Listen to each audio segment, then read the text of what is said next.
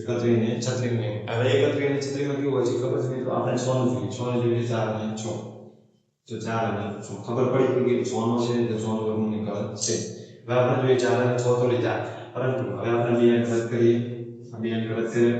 plus હવે હું કેવું વર્ગ કરું જે 31 કરતા હતું જોઈએ 12 નો 5 નો વર્ગ કરું 5 નો વર્ગ 25 6 નો વર્ગ કરું 46 આવે 36 5 નો વર્ગ કરું છું તો 25 આવે છે અને 6 નો વર્ગ કરું છું તો 46 આવે 36 જે આના કરતા વધી જાય છે તો હું અહીં લખીશ 54 અને 56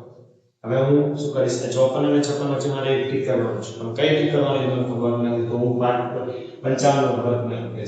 શા માટે 55 નો વર્ગ કારણ કે 54 અને 56 વચ્ચે 5 વાર સંખ્યા છે એટલે 55 નો વર્ગ નક્કી કરીશ 55 નો વર્ગ શું થાય છે તો 5 6 30 એટલે 30 25 આવે છે તો હું અહીં લખીશ કે 55 નો વર્ગ કેટલો આવે તો કે 30 અને 25 બરાબર હવે 30 25 માં મારે ટીક કરવું તો શું કરી શકે ખબર પડી જાય કે જો 30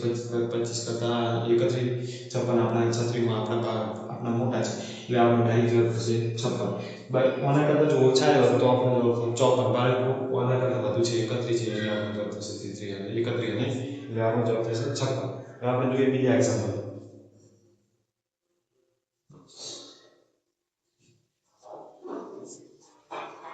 જેમ કે કોઈ એક્ઝામ્પલ બીજું છે જેમ કે 64 છે આપણે 0 વાળા એક્ઝામ્પલને સોલ્વ કરીએ જેમ કે 64 છે આ 64 માં કેવું કરવાનું છે કે આપણે એકમ અંક તરીકે 0 છે તો અહીંયા ડાયરેક્ટ 0 લખી નાખીએ